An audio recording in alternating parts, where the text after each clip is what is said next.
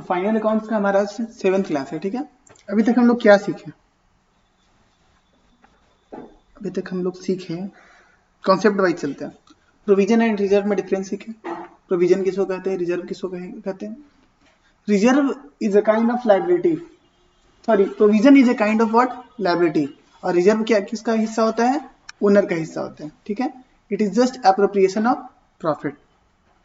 Second, direct expense और indirect expense, any expense which is directly related to production of any goods, ठीक है, और any expense which is directly related to supply of any goods, मतलब बोले तो बना करके और बेचने तक का जितना खर्च आता है, बेचने का खर्च नहीं, बनाने का जो खर्च आता है वो क्या कहलाता है हमारा, डायरेक्ट। अब बनाने के अलावा जितना ही बाकी का एक्सपेंस आता है वो क्या कहलाता है, इनडायरेक्ट, ठीक है। इनडायरेक्ट में दो पार्ट किए थे हम लोग, क्या क्या, एक ऑपरेशनल एक नॉन ऑपरेशनल। बहुत सारे ऐसे भी एक्सपेंस, नॉन ऑपरेटिंग, ठीक है, दोनों एक ही चीज में, ठीक है। तो क्या है हमारा कि जो भी expense which is linked to main activity of the business, that is what operational activity, operational expense, or any expense which is not related to our business but still we spend it, then it is our non operating expense, ठीक है।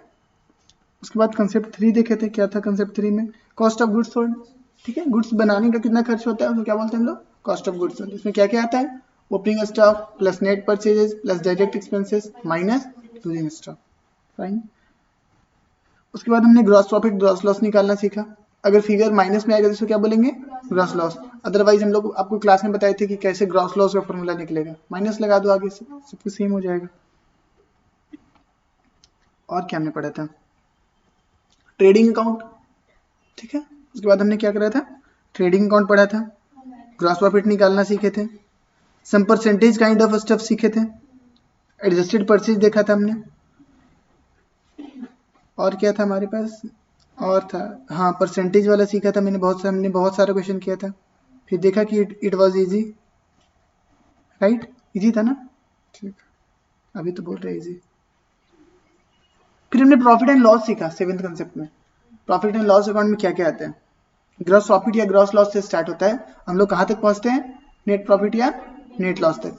और जो net profit और net loss होता है वो किस में एडजस्ट होता है, जाकर के लास्ट में ट्रांसफर होता है बैलेंस शीट में, कहाँ, कैपिटल में। यहाँ तक हम लोग को आता है, ठीक है।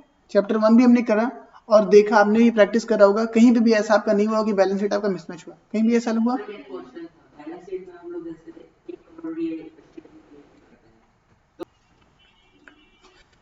फिर क्या करा हमने, प्रॉफिट एंड लॉस अकाउंट सीखा, नेट प्रॉफिट और नेट लॉस निकाला, और वो कहाँ गया, कैपिटल, ठीक है।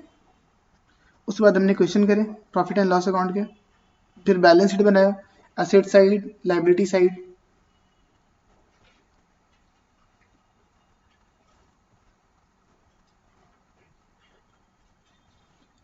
फिर हमने देखा क्लोजिंग स्टॉक का एडजस्टमेंट, क्यों क्लोजिंग स्टॉक 2 बार जाता है, असली क्वेश्चन तो यही बता है ना, एक सर क्लोजिंग स्टॉक को 2 बार क्यों लिख रहे हैं, आपने ही समझाया कि ट्रायल बैलेंस में जो भी आएगा वो दो एक ही जगह जाएगा, लेकिन क्लोजिंग स्टॉक को ट्रायल बैलेंस से बाहर क्यों रखते हैं लोग, क्यों रखते हैं, क्योंकि वो क्लोजिंग स्टॉक रिकॉर्ड करने का एंट्री करते हैं कि करना भूल जाते हैं, हमेशा करना भूल जाते हैं, जिसकी वजह से मेरे को उसका क्या करना पड़ता है, adjustment. Any transaction which is given outside our trial balance is what, our adjustments, ठीक है। उसका हम लोग एडजस्टमेंट एंट्री पास करेंगे और उसका दोनों इफेक्ट को लेंगे। ट्रायल बैलेंस में अगर कोई फिगर्स आ रहा है, इसका मतलब क्या हो रहा है, वो दोनों डेबिट और क्रेडिट दोनों एस्पेक्ट को रिकॉर्ड कर चुका है।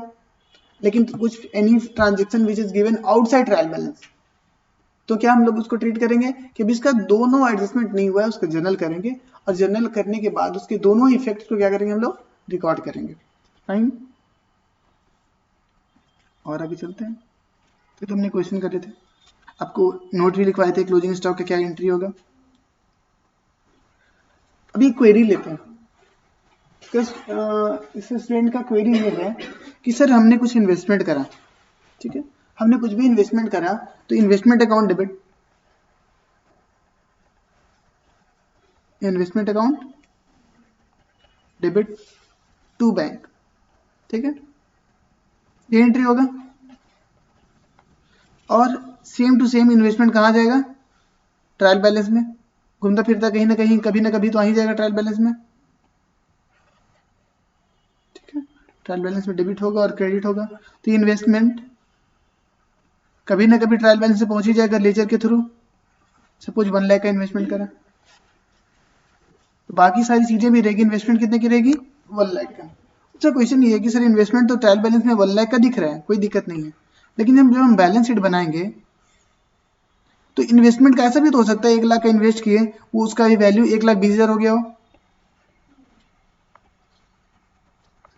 इन्वेस्टमेंट का वैल्यू 1,20,000 हो गया हो, ये भी तो हो सकता है। ये क्वेश्चन है ना कि इन्वेस्टमेंट 1 लाख में खरीदा, हो सकता है ये 1,20,000 हो गया हो। तो क्या हम इसको 1,20,000 में ना लिखें? और नहीं लिखे तो क्यों नहीं लिखे? हाँ तो 1,20,000 का है इन्वेस्टमेंट को पता है, क्यों ना लिखे? इसलिए नहीं लिखे, इसका 2 रीजन है। ठीक है,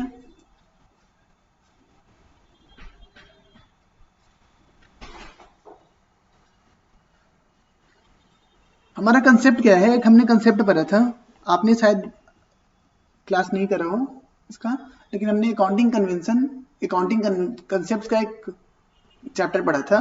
उसमें एक चैप्टर में एक कंसेप्ट है, उसका नाम है हिस्टोरिकल कॉस्ट।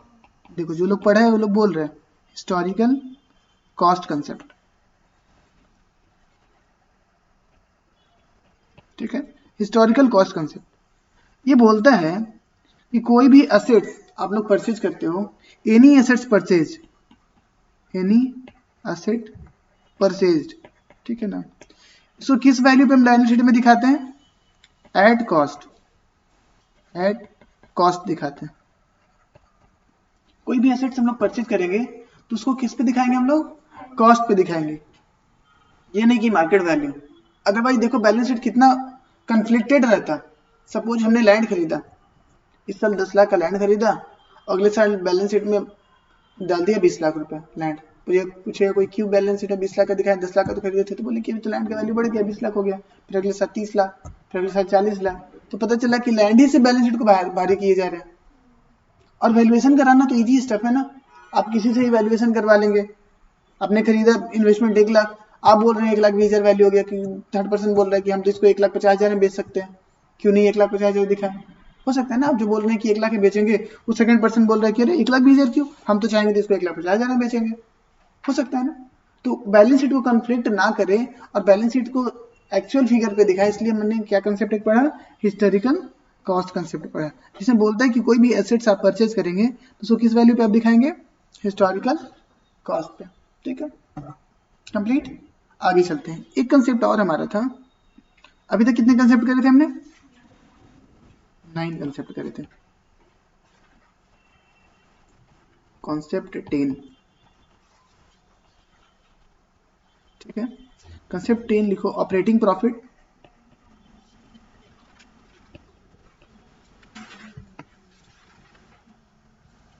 कॉन्सेप्ट 10 लिखो, ऑपरेटिंग प्रॉफिट।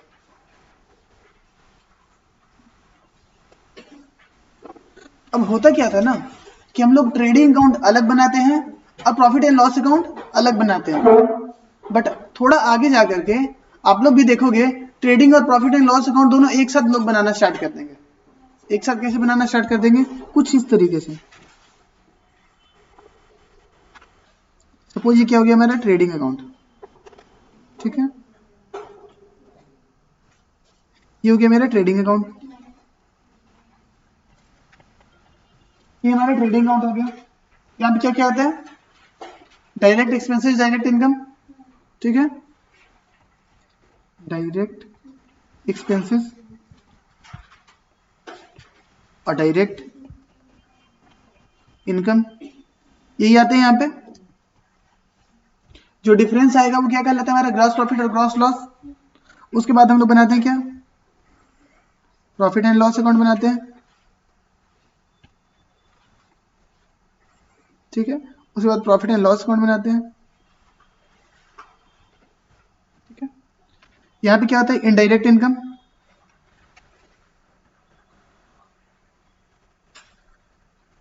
और यहाँ पे क्या है? Indirect expenses. But indirect expenses मैंने 2 पार्ट करा था, क्या क्या? ऑपरेटिंग एक्सपेंस और non operating expense. Operating expense और नॉन ऑपरेटिंग एक्सपेंस।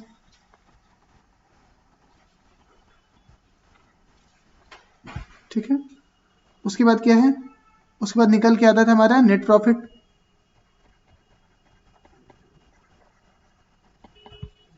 ठीक है, कुछ ऐसा हुआ करता था। अब हम लोग कुछ रफ कोई एग्जांपल में अमाउंट फिल करते हैं। सपोज डायरेक्ट इनकम था मेरा 1000 और डायरेक्ट एक्सपेंस कितना था मेरा 600।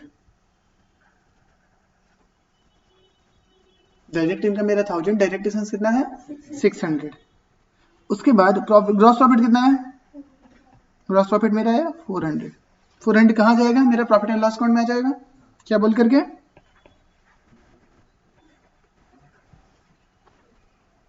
भाई ग्रॉस प्रॉफिट आ जाएगा कितना 400।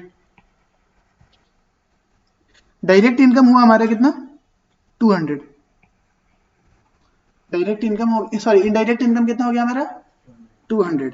ऑपरेटिंग एक्सपेंस आया 200 और नॉन ऑपरेटिंग एक्सपेंस कितना है 100। तो नेट प्रॉफिट बताओ कितना आ रहा है 300। आपको हर एक चीज का मतलब पता है। डायरेक्ट इनकम में क्या क्या आता है, जो बिजनेस डायरेक्ट बिजनेस से प्रॉफिट आ रहा है, जो इनकम आ रहा है, रेवेन्यू आ रहा है, उसको क्या बोलते हैं हम लोग डायरेक्ट इनकम। जो डायरेक्ट एक्सपेंस जो बोले कि प्रोडक्शन से रिलेटेड जो खर्च है वो क्या कहलाएगा हमारा डायरेक्ट एक्सपेंस। इनडायरेक्ट इनकम क्या है, बिजनेस में अदर कोई एक्टिविटी से हम लोग कोई भी रेवेन्यू जनरेट किया, कोई भी इनकम जनरेट की, उसको क्या बोलेंगे हम लोग इनडायरेक्ट इनकम। जैसे डिस्काउंट रिसीव्ड हो गया, हम लोग कोई कैशबैक मिल गया, हम लोग कोई रिवॉर्ड्स मिल गया, हम लोग कोई एसेट्स बेच दिए उससे पैसा कमा लिए, उसको क्या बोलते हैं हम लोग इनडायरेक्ट इनकम। और फिर आया क्या ऑपरेटिंग एक्सपेंस इस साइड। तो ऑपरेटिंग एक्सपेंस मतलब क्या होता है, मतलब वैसे इनडायरेक्ट एक्सपेंस जो ऑपरेशन से रिलेटेड हो, जिसे फ्रेट आउटवर्ड किए, फ्रेट आउटवर्ड्स किए तो डायरेक्ट एक्सपेंस नहीं है, लेकिन इनडायरेक्ट एक्सपेंस में क्या है वो ऑपरेटिंग एक्सपेंस है ना। ऐसे थोड़ी ना फ्रेट आउटवर्ड्स किए तो उसे बिजनेस को कोई फायदा नहीं हुआ, बिजनेस को तो फायदा हुआ। लेकिन हम लोग कोई ऐसा काम किए, हम लोग कोई डोनेशन दे दिए, तो क्या डोनेशन दे दिए, गरीब मतलब कि गरीब आया, हम लोग भिखारी को हम लोग 1000 रुपए दे दिए। हाँ बड़े लोग भिखारी को भी 1000 रुपए देते हैं। तो भिखारी को जब हम लोग 1000 रुपए दिए तो क्या उससे मेरा बिजनेस ग्रो कर गया, वो बोला बेटा तुम्हारा बिजनेस बहुत बड़ा होगा, तुम लोग बहुत अंबानी बन जाना, तो क्या इस डायरेक्टली बिजनेस में बेनिफिट हो गया, नहीं। हम लोग दुआ में थोड़ी बिलीव करते हैं। तो वो क्या कहलाएगा मेरा, वो डोनेशन जो हमने दिया वो नॉन ऑपरेटिंग एक्सपेंस कहलाएगा। ठीक है, तो एक बात बताओ, जनरली ये ट्रेडिंग अकाउंट था, ये प्रॉफिट एंड लॉस अकाउंट था, चलो अभी एक में नहीं मिलाते हैं। ठीक है, ग्रॉस प्रॉफिट हमारा कितना है 400, सबको पता है, डायरेक्ट इनकम माइनस सीओजीएस। अब मेरा इनकम कितना है 400। अब 400 में से एक सेकेंड, एक बार बुक दिखाना। हाँ,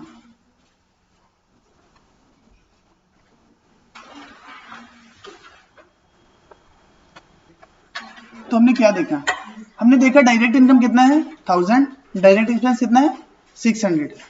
ठीक है, अब डायरेक्ट इनडायरेक्ट एक्सपेंसेस में दो पार्ट किया इन लोग, ऑपरेटिंग एक्सपेंस और नॉन ऑपरेटिंग एक्सपेंस 200 और 100। और यहाँ पे इनडायरेक्ट इनकम में भी ये लोग दो पार्ट कर रहे हैं। क्या पार्ट कर रहे हैं, operating income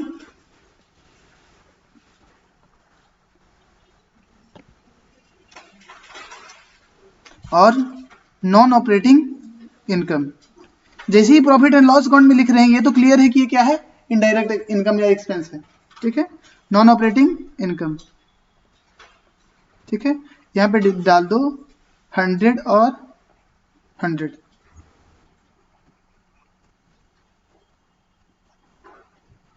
fine, trading account तो सब कुछ ऑपरेटिंग है, ट्रेडिंग अकाउंट तक। ऑपरेटिंग एक्सपेंस किसको बोलते हैं और ऑपरेटिंग इनकम क्या किसको बोलते हैं, ऑपरेटिंग इनकम या एक्सपेंस से बात करो, ऑपरेटिंग इनकम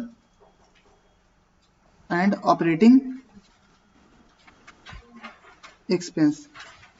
ठीक है, anything, any expense which is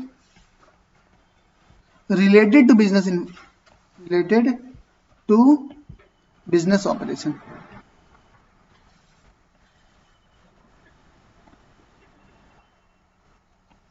any expenses which is related to business operation is what operating expense।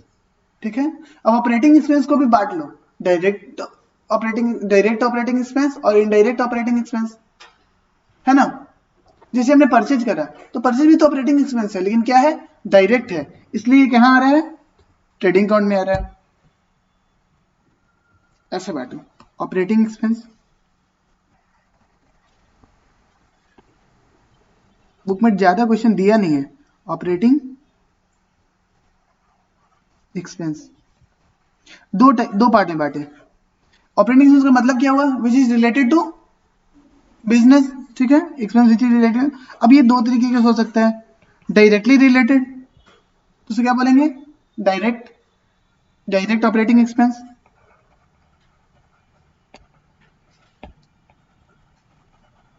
और जो नहीं डायरेक्टली रिलेटेड है, जो प्रोडक्शन से रिलेटेड नहीं है, उसको क्या बोलेंगे, इनडायरेक्ट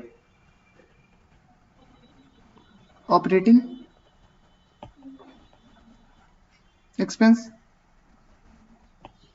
ठीक है। डायरेक्ट ऑपरेटिंग एक्सपेंस है तो कहां जाएगा, ट्रेडिंग अकाउंट, और इनडायरेक्ट ऑपरेटिंग एक्सपेंस ये कहां जाएगा, प्रॉफिट एंड लॉस अकाउंट, ठीक है।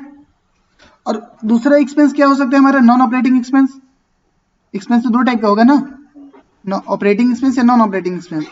तो नॉन ऑपरेटिंग एक्सपेंस ये सारा का सारा कहां जाएगा, ये डायरेक्ट इनडायरेक्ट थोड़ी होगा, ये सारा का सारा क्या होगा, इनडायरेक्ट होगा, और ये सारा कहां जाएगा, ऑल क्या होगा, इनडायरेक्ट, और सारा का सारा कहां जाएगा, प्रॉफिट एंड लॉस अकाउंट में, ठीक है। उस तरीके से इनकम भी ऐसे ही हो जाएगा।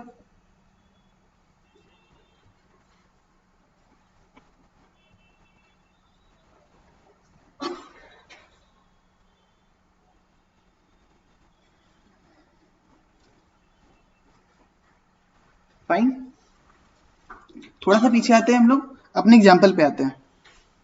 ट्रेडिंग अकाउंट में 1000 रुपए इनकम था, डायरेक्ट इनकम, और एक्सपेंस कितना था, 600। ये क्या ऑपरेटिंग होगा क्या, ये तो सारा क्या होगा, ऑपरेटिंग ही होगा, जो डायरेक्टली रिलेटेड है बिजनेस से। डायरेक्ट एक्सपेंस तो ऐसे भी डायरेक्टली रिलेटेड होता है, ये क्या कहलाएगा, ऑपरेटिंग इनकम, ठीक है। अब मेरा ग्रॉस प्रॉफिट कितना है, 400। क्या इसमें सारा ऑपरेटिंग सारा एक्सपेंस एडजस्टेड है, क्वेश्चन मेरा यहां पर ये है कि ऑल ऑपरेटिंग आइटम्स एडजस्टेड, क्या समूह कंसीडर कर चुके हैं यहां तक, 400 तक, क्या हम सारे टाइप के ऑपरेटिंग आइटम को कवर कर चुके हैं, नहीं, छोटा हुआ क्या क्या है, ऑपरेटिंग एक्सपेंस और ऑपरेटिंग इनकम, ठीक है। तो ये दोनों को एडजस्ट करेंगे, इसको एडजस्ट करने से पहले का हमारा प्रॉफिट कितना है, 400। चलो इसमें प्लस हम लोग क्या करेंगे, ऑपरेटिंग इनकम कितना है, 100, और माइनस क्या करेंगे, ऑपरेटिंग एक्सपेंस कितना है, तो नेट मेरा क्या हो जाएगा, ऑपरेटिंग इनकम,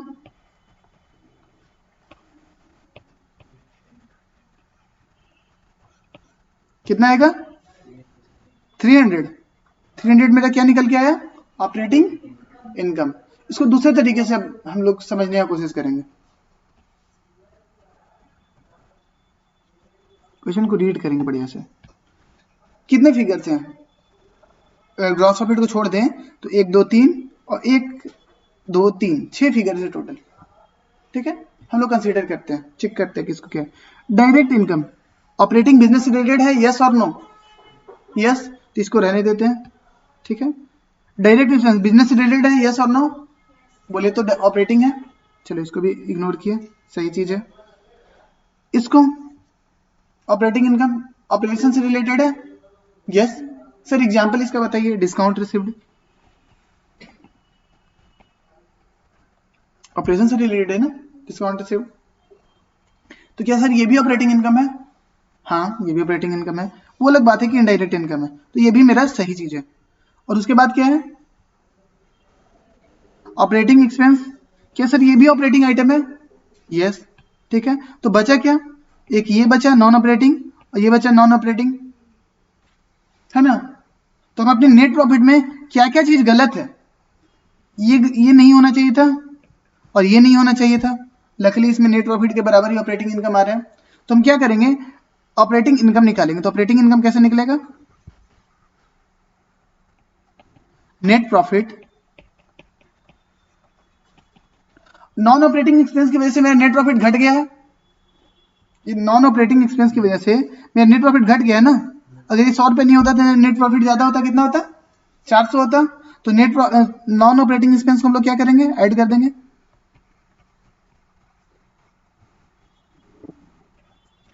और इस नॉन ऑपरेटिंग इनकम की वजह से, राइट वाले नॉन ऑपरेटिंग इनकम की वजह से मेरा नेट प्रॉफिट बढ़ा हुआ है ना। तो इसको घटा देंगे, क्या लिखेंगे, नॉन ऑपरेटिंग इनकम। ये क्या आ जाएगा मेरा, ऑपरेटिंग इनकम। तो इस एग्जांपल से हम लोग सीखेंगे क्या, ऑपरेटिंग इनकम निकालना, net operating expense, net profit तो निकालना पूरा चैप्टर में ही है। मेरा टारगेट क्या है, निकालना ऑपरेटिंग इनकम। चलो करते हैं कुछ। दो चीज हमने बनाना सीखा, एक ट्रेडिंग अकाउंट, दूसरा प्रॉफिट एंड लॉस अकाउंट।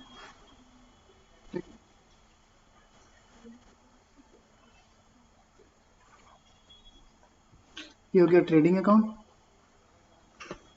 और ये हो गया profit and loss account. Question को एक बार पढ़ लेते हैं। सेल्स है 100, यूजीएस है 40, rental income 10, interest on investment 15, donation 25, salary 20, freight 10, discount received 10। ठीक है, सेल्स क्या है, इनकम। ठीक है, ऑपरेटिंग इनकम है डैश ऑपरेटिंग, और क्या है, ठीक है, डायरेक्ट इनकम है। उस तरीके से सीओजीएस एक्सपेंस है, ऑपरेटिंग है एंड डायरेक्ट है। ठीक है, और क्या है, रेंटल इनकम, इनकम तो है, इनकम है। क्या ऑपरेटिंग है, क्या हम लोग रेंट से बिजनेस कमाते हैं कि पैसा सेल करके प्रॉफिट कमाते हैं, सेल करके। तो रेंटल इनकम आए वो ऑपरेटिंग इनकम है या नॉन ऑपरेटिंग, नॉन ऑपरेटिंग। तो नॉन ऑपरेटिंग है, नॉन ऑपरेटिंग हमेशा क्या होगा, इनडायरेक्ट। जब बिजनेस से ही रिलेटेड नहीं तो हमेशा क्या होगा, इनडायरेक्ट। कि मैंने नॉन ऑपरेटिंग में कोई बाइफरकेट किया कि डायरेक्ट और इनडायरेक्ट होगा, नहीं। जो बिजनेस से रिलेटेड है वो तो डायरेक्ट हो सकता है ना, जो बिजनेस से ही रिलेटेड नहीं है वो प्रोडक्शन से रिलेटेड कैसे हो सकता है, कभी नहीं होगा। ठीक है, और क्या, इंटरेस्ट ऑन इन्वेस्टमेंट, ये भी same, income, non operating income, indirect. और क्या है, डोनेशन एक्सपेंस, क्या ऑपरेटिंग बोलेगा क्या इसको, नॉन ऑपरेटिंग। नॉन ऑपरेटिंग जैसे ही हो गया वो क्या हो जाएगा, इनडायरेक्ट। उस तरीके से सैलरी एक्सपेंस तो है बट ये ऑपरेटिंग है, सैलरी तो ऑपरेटिंग है ना, बिजनेस करने के लिए तो एम्प्लॉय लोग को हायर किए हैं। तो क्या होगा, ऑपरेटिंग, ऑपरेटिंग एक्सपेंस। ये क्या हो जाएगा, डायरेक्ट एक्सपेंस या इनडायरेक्ट, इनडायरेक्ट। जो ऑपरेटिंग है वो हो सकता है डायरेक्ट या इनडायरेक्ट, फिर नॉन ऑपरेटिंग हो चुका है वो फिर डायरेक्ट कैसे होगा, बिजनेस से रिलेट कभी कर ही नहीं सकता है। ठीक है, उसके बाद क्या है, फ्रेट, सेम, फ्रेट आउटवर्ड लिखाए थे ना ये। ठीक है, डिस्काउंट रिसीव्ड, ये क्या है, इनकम। ऑपरेटिंग है कि नॉन ऑपरेटिंग, ऑपरेटिंग। बिजनेस से रिलेटेड होता है तब डिस्काउंट मिलता है ना। जनरल केस में हम लोग गुड्स खरीदते हैं तो मेरे को डिस्काउंट मिलता है, तो गुड्स खरीदना तो बिजनेस से रिलेट कर रहा है ना कहीं ना कहीं, इसलिए इसको क्या माने हम, ऑपरेटिंग। ठीक है, ऑपरेटिंग क्या है, ऑपरेटिंग इनकम, ऑपरेटिंग इनकम है ना, ऑपरेटिंग इनकम। ऑपरेटिंग है तो उसमें डायरेक्ट इनडायरेक्ट हो सकता है, क्या है, इनडायरेक्ट। ठीक है, अब चलते हैं यहाँ पे ट्रेडिंग अकाउंट में सिर्फ ऑपरेटिंग एंड डायरेक्ट ये चीज आएगी ना। स्टार्ट करते हो, यहाँ पे क्या आएगा, non operating and non operating, plus साथ में क्या आएगा, एंड इनडायरेक्ट। यहाँ पे क्या होगा, दोनों इनडायरेक्ट। हमारा नेट प्रॉफिट बताओ, नेट प्रॉफिट कैसे निकलता है, नेट प्रॉफिट इक्वल्स टू,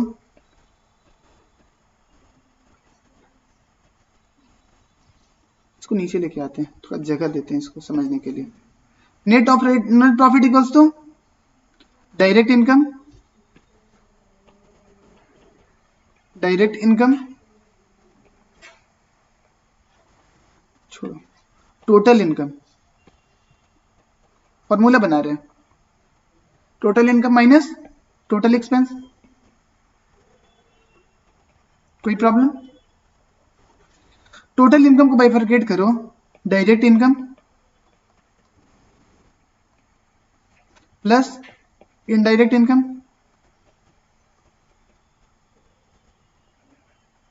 कोई दिक्कत? और टोटल एक्सपेंस को भी बाइफरकेट करो, क्या? Direct expense plus indirect expense, sorry plus नहीं माइनस होगा ना, नहीं तो ऐसे करो फिर, ठीक है? मैथमेटिक्स में नहीं फंसना। क्या? कैसे माइनस का किया, प्लस किया ना, इसलिए तो ब्रैकेट दिए। टोटल एक्सपेंस का मतलब क्या होता है? Direct expense plus indirect expense, ये आगे माइनस का साइन है, इसलिए ब्रैकेट दिए हम लोग। अब डायरेक्ट इनकम को बाइफरकेट करो, अच्छा रुको, माइनस माइनस पहले बाहर लेते हैं, direct income plus indirect income minus हो जाएगा डायरेक्ट एक्सपेंस, माइनस क्या होगा? Indirect expense. यहां तक सब कुछ कंट्रोल में है, फाइन। इसको क्या बोलते हैं? इक्वल्स टू नेट प्रॉफिट, ठीक है? डायरेक्ट इनकम और डायरेक्ट एक्सपेंस को एक जगह लाओ, direct income minus direct expense, कौन कौन आ गया? ये दोनों हो गया, ठीक है? बचा क्या? Plus indirect income minus indirect expense. यहां तक सब साथ में मेरे, ठीक है? फिर से लिखते हैं, net profit equals to direct income minus direct expense को हम लोग लिख सकते हैं ग्रॉस प्रॉफिट। कोई दिक्कत किसी को? ये कहां चला गया? आ जाएगा। Direct income minus direct expense को हम लोग क्या बोले? ग्रॉस प्रॉफिट, ठीक है? और इनडायरेक्ट इनकम दो पार्ट में बट जाएगा, क्या चीज क्या चीज?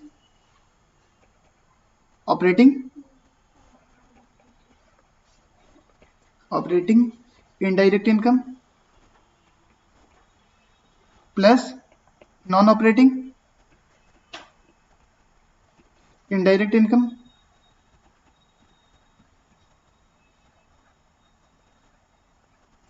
और इनडायरेक्ट एक्सपेंस में क्या क्या किस बारे में बढ़ जाएगा? ऑपरेटिंग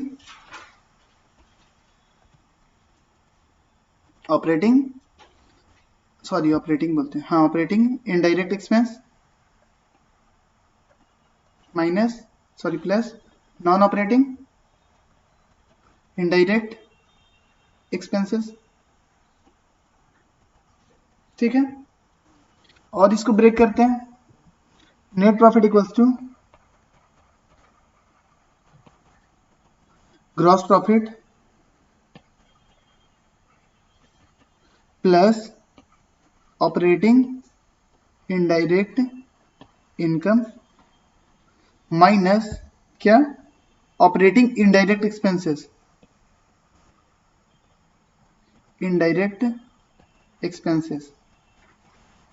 ठीक है? और फिर क्या हुआ? Plus non operating indirect income minus non operating indirect expenses, ठीक है? हम नेट प्रॉफिट के फॉर्मूला को इस पार्ट में बांट दिए, ठीक है?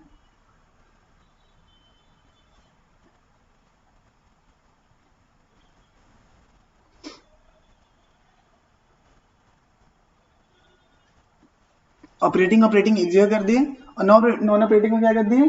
अलग कर दिए, ठीक है? अब सर इसका डेरिवेशन क्यों ऐसे इतना करवाएं?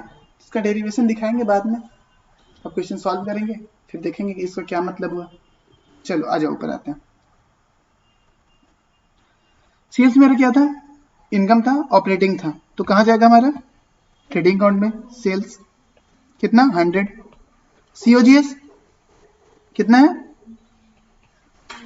40, ग्रॉस प्रॉफिट कितना आ गया 60, ग्रॉस प्रॉफिट पीएल में भी आ जाएगा कितना 60। उसके बाद rental income 10, interest on investment 15, और कुछ है डिस्काउंट रिसीव्ड है कितना 10, फाइन। उसके बाद क्या बचा, डोनेशन 25, डोनेशन 25, सैलरी कितना है 20, और क्या है फ्रेट कितना 10, ठीक है। और क्या, और कुछ था, और नहीं था। नेट प्रॉफिट कितना है, नेट प्रॉफिट कितना है 40। अब इसमें से तुम ढूंढ के निकालो नॉन ऑपरेटिंग इनकम और एक्सपेंस कौन कौन है।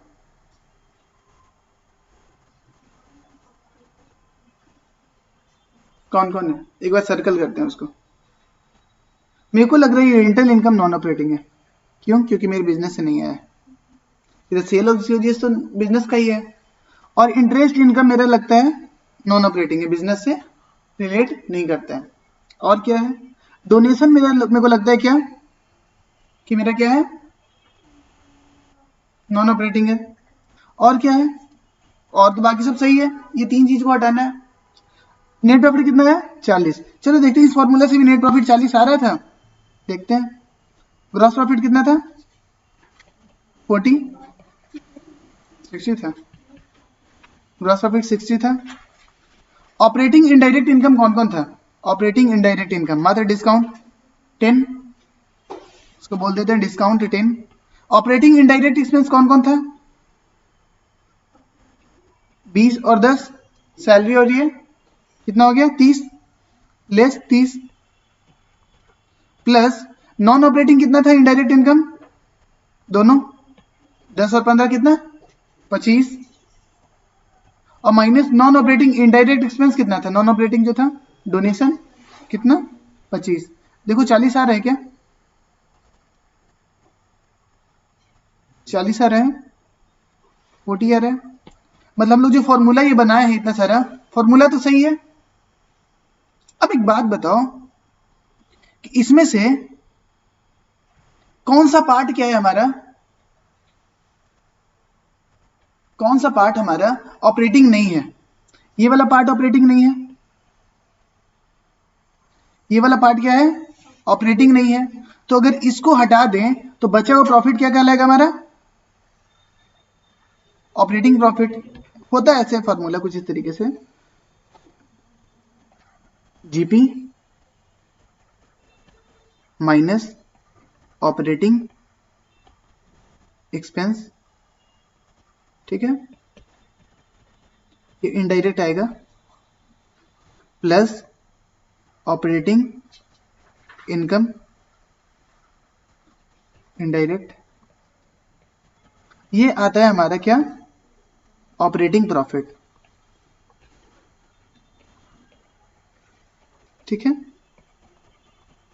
ये क्या कहलाता है मेरा ऑपरेटिंग प्रॉफिट। अभी यहां तक कहां तक के लिए ये इतना एरिया को हम लोग कवर किए, ये क्या कहलाता है मेरा ऑपरेटिंग प्रॉफिट। उसके बाद कौन सा एरिया बचा ये दोनों, ये दोनों को एडजस्ट करेंगे तो क्या निकलेगा मेरा नेट प्रॉफिट। इसमें लिखो माइनस नॉन ऑपरेटिंग एक्सपेंस, ठीक है,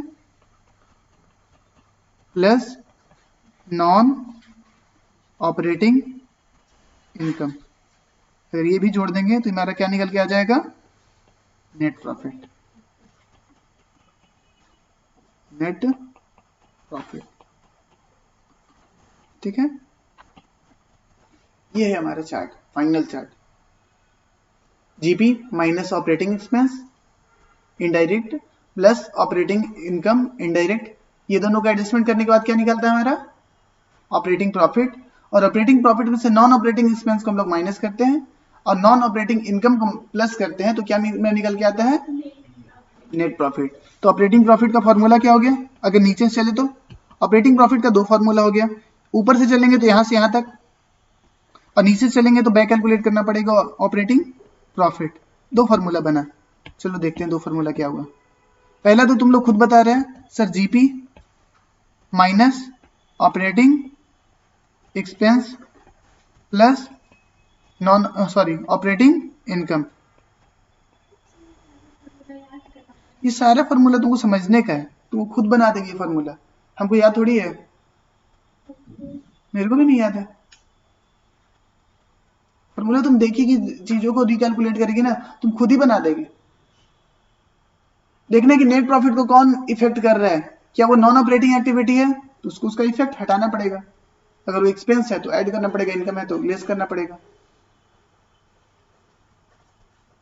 और दूसरा फॉर्मूला नीचे से निकलेगा ऑपरेटिंग प्रॉफिट। अगर इधर से कैलकुलेट करें तो फिगर माइनस होगा सारा का सारा, net profit minus non operating income plus non operating expenses. ठीक है, ये तुम्हारा फिगर हो जाएगा किस चीज का, ऑपरेटिंग प्रॉफिट का।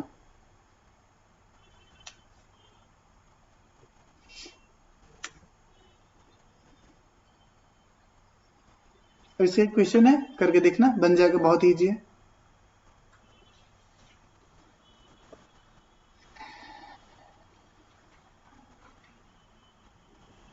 नहीं बनेगा तो मेरे से पूछना, फिर हम बताएंगे।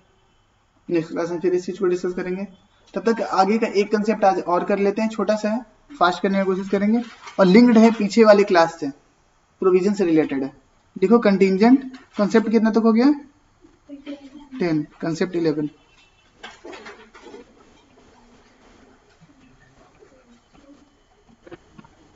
हाँ हाँ लो ना,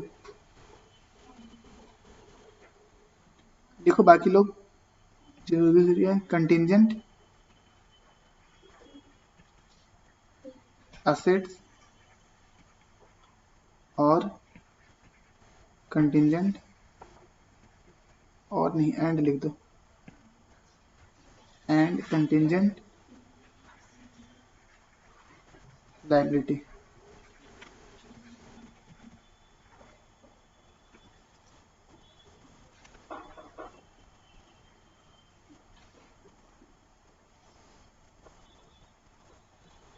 कोई पर्सन है, वो क्या कर रहा है, फाइनल अकाउंट में क्या कर रहा होगा वो पर्सन, फाइनल अकाउंट बना रहा होगा। फाइनल अकाउंट में क्या करेगा एक पर्सन, लाइन सीधा नहीं खींचा रहा। ठीक है, एक पर्सन है, कौन से डेट पे खड़ा है ये, कौन से डेट पे ये खड़ा है बताओ, 31 मार्च पे खड़ा है। चलो 21 लिख देते हैं। तो सर में किस चीज का टेंशन है, सर में किस चीज का टेंशन है, बैलेंस शीट बनाने का टेंशन है, फ्रेशर या अकाउंटेंट, एक बंदा कौन है, अकाउंटेंट, हमारा अकाउंटेंट। प्रोविजन रिजर्व को याद रखना, वहीं से समझने की कोशिश करेंगे। ठीक है, बोलो लाइबिलिटी नोन है, लाइबिलिटी नोन।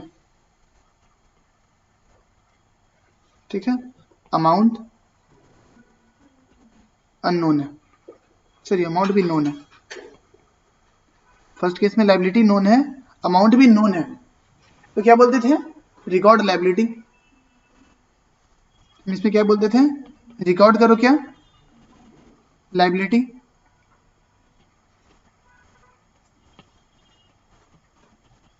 एक example, rent account debit to rent payable, rent payable record कर लेते थे। ठीक है, ये हमारा एंट्री हुआ करता था अकाउंट, सॉरी जर्नल वाले चैप्टर में, इसको हम लोग किए भी है बहुत बढ़िया तरीके से। उसके बाद नया चीज सीखे थे, लायबिलिटी क्या है, नोन, पता है कि लायबिलिटी होगा, है ना, पता है कि लायबिलिटी होगा। अमाउंट क्या है, एग्जैक्ट अमाउंट हम लोग नहीं पता कर पा रहे हैं कि कितना का लायबिलिटी होगा भाई, नहीं पता चल पा रहा है। तो अमाउंट क्या है, अननोन। ठीक है, इस केस में क्या करेंगे, अमाउंट को क्या करेंगे, अमाउंट को क्या करेंगे, अमाउंट को क्या करेंगे, एस्टिमेट करेंगे। अमाउंट को क्या करेंगे, एस्टिमेट करेंगे। और फिर क्या करेंगे हम लोग, इसका प्रोविजन बनाएंगे। जैसे हम लोग कोई टैक्स का एक प्रोविजन बनाते हैं, tax, tax account debit, income tax debit to provision for tax. हम लोग को टैक्स का अमाउंट स्टार्टिंग में नहीं पता चलता है, 5-6 महीने बाद पता चलता है, तो प्रोविजन फॉर टैक्स क्या करेंगे हम लोग, क्रिएट करेंगे। ये हमने क्या बनाया, प्रोविजन। यहां तक ठीक था। लायबिलिटी नोन था, मेरे को पता चलता था कि लायबिलिटी है, तो चलो उसको कुछ ना कुछ कर देंगे। अमाउंट पता है तो डायरेक्टली रिकॉर्ड कर लो, अमाउंट नहीं पता है तो क्या करो, एस्टिमेट लगाओ और प्रोविजन रिकॉर्ड कर लो। अल्टीमेटली लायबिलिटी हम लोग क्रिएट कर ही लिया करते थे। अब यहाँ पे ये बंदे के पास में एक ऐसा सिचुएशन आया जिसमें इसको पता ही नहीं है कि लायबिलिटी है कि नहीं है। लायबिलिटी क्या है, अनसर्टेन। लायबिलिटी क्या है, अनसर्टेन। अननोन का मतलब, वो अगर हम अननोन बोलेंगे तो बोलेंगे लायबिलिटी है ही नहीं तो क्यों रिकॉर्ड करो। यहाँ पे लायबिलिटी क्या है, अनसर्टेन। जब 31 मार्च की डेट है तो इसके हाथ में एक चिट्ठी है, देखो इसके हाथ में कोई चिट्ठी है ना, लिखा हुआ है। इसके हाथ में क्या है, एक चिट्ठी है। अकाउंटेंट के हाथ में एक चिट्ठी है, हम अकाउंटेंट है, मेरे हाथ में एक चिट्ठी है। चिट्ठी में देखो हम पढ़ रहे हैं कि तुम लोग सब मिलकर मेरे को पे केस किया है।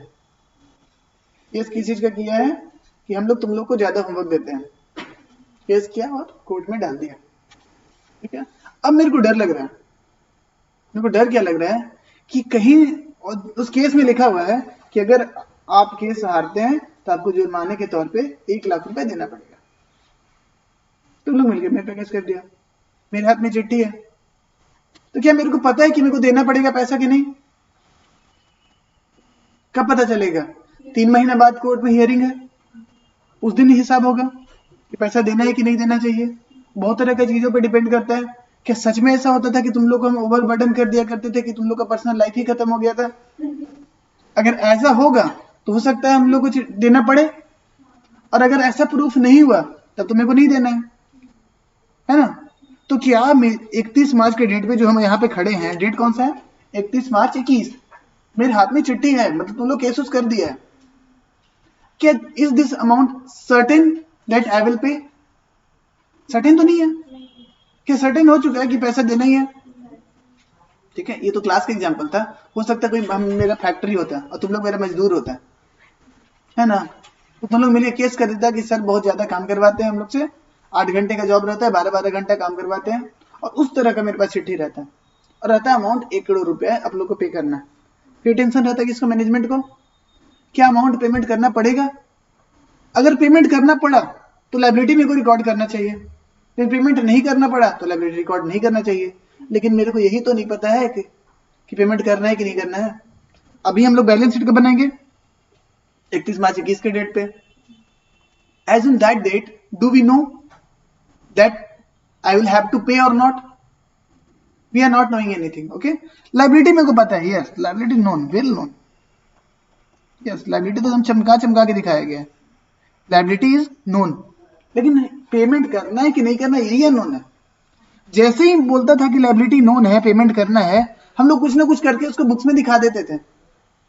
लेकिन यहाँ पे बोला है कि लायबिलिटी ही नोन नहीं है, तो क्या हम लोग बुक्स में दिखा पाएंगे, हाँ या नहीं? बैलेंस शीट में लिख दें, बैलेंस शीट में लिख देते हैं liability to be paid to my workers.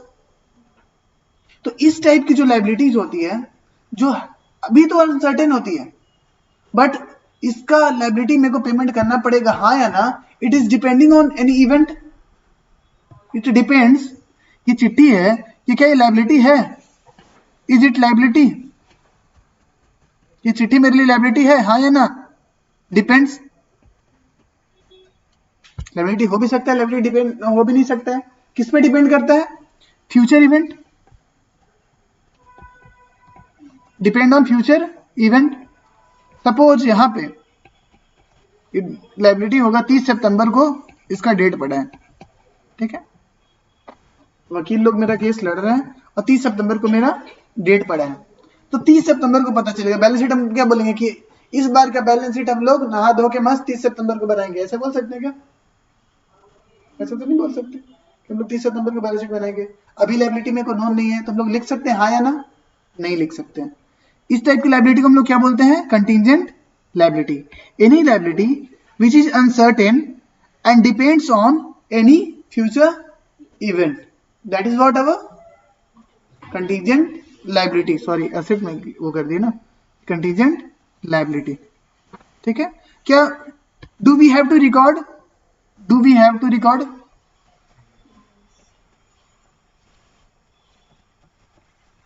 Record क्या हम लोग को रिकॉर्ड करना पड़ेगा? नो। बट सोचो, यहां तक तुम लोग भी सही है, हम भी सही है, यहां तक का कहानी यहीं तक रहने देते हैं। अब दूसरे एस्पेक्ट से हम लोग सोचते हैं, हम मालिक हैं, ठीक है? हम मालिक नहीं, हम अकाउंटेंट है, ठीक है? मेरा कोई मालिक है, सपोज भानु सर मालिक है, ठीक है? हम अकाउंटेंट है, हम रिकॉर्ड कर रहे हैं और हम अपने बैलेंस शीट में इस टाइप का चीजों को रिकॉर्ड ही नहीं करा, तो भानु सर को पता चलेगा?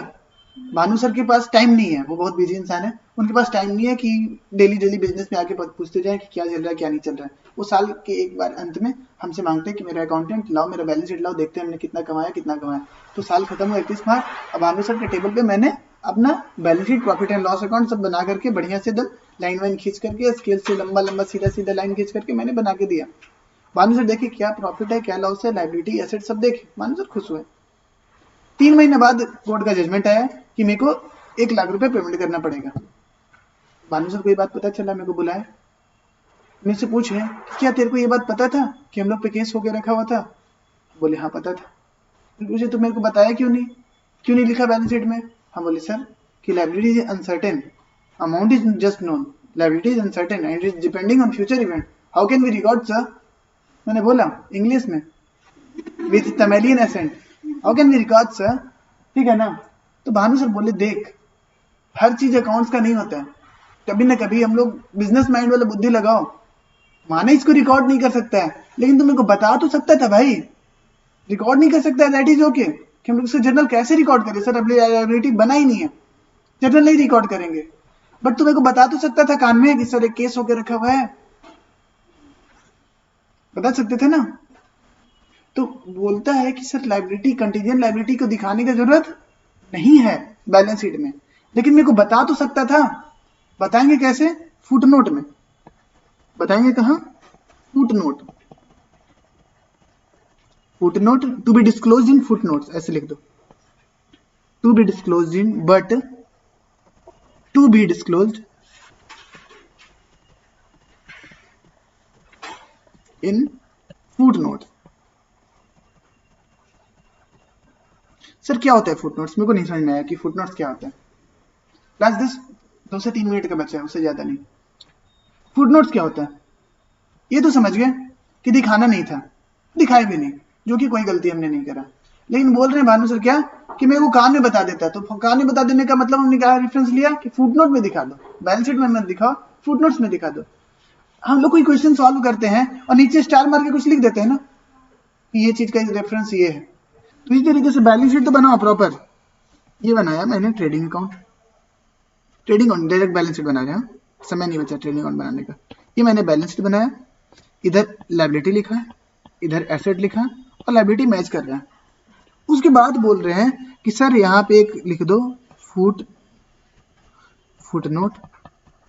एक्चुअली ये नोट ही होता है, बट बैलेंस शीट के चूंकि नीचे लिखा हुआ रहता है इसलिए इसको लोग क्या बोलते हैं? फुटनोट। जो नीचे पड़ा हुआ है उसको क्या बोलते हैं?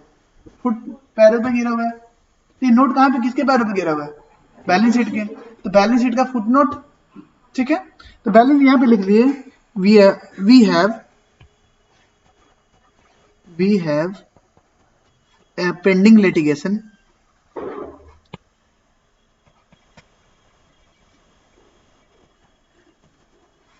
with respect to, एग्जाम्पल दे रहे हैं, ठीक है ना, with respect to a case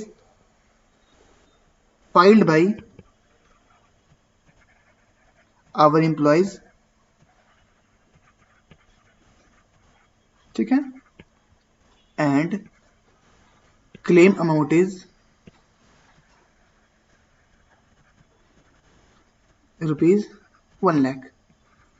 ठीक है, हमने बैलेंस शीट में लायबिलिटी नहीं दिखाया। अगर हम लोग लायबिलिटी रिकॉर्ड कर लेते तो बैलेंस शीट में यहाँ दिखाना होता ना, लेकिन लायबिलिटी नहीं दिखा है तो हमने क्या किया, फुट नोट लिख करके नीचे कान में जस्ट बता दिया।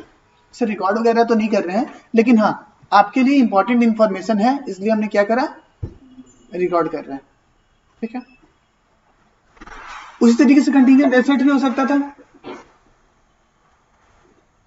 कंटीजेंट लायबिलिटी क्या है कि it is liability is what, uncertain, but it depends on happening और non happening of any future event. ठीक है, उसी तरीके से ऐसा भी हो सकता था कि हम लोग किसी पे केस किए और हम लोग को हो सकता है 3 महीने बाद 5 लाख रुपए मिलने वाला होता है, तो क्या इसको रिकॉर्ड करते हैं? इसको भी रिकॉर्ड नहीं करते हैं, टेक्निकली इसको भी नहीं रिकॉर्ड करते हैं। तो उसका एक क्वेश्चन और हम पूछ रहे हैं कि इसको फुटनोट में दिखाते हैं? नहीं, फुटनोट में इसको नहीं दिखाते। क्यों नहीं दिखाते? रीजन फॉर दैट, एक कंसेप्ट हमने लास्ट क्लास में सीखा था, प्रूडेंस। प्रूडेंस बोले तो फ्यूचर की लायबिलिटी के लिए हम लोग थोड़ा सा ध्यान देंगे, लेकिन फ्यूचर में होने वाले एसेट्स के बारे में ध्यान देंगे क्या? जब वो होगा तब लिखेंगे। झूठ का सपना या फुटनोट में डाल के मत दिखाओ।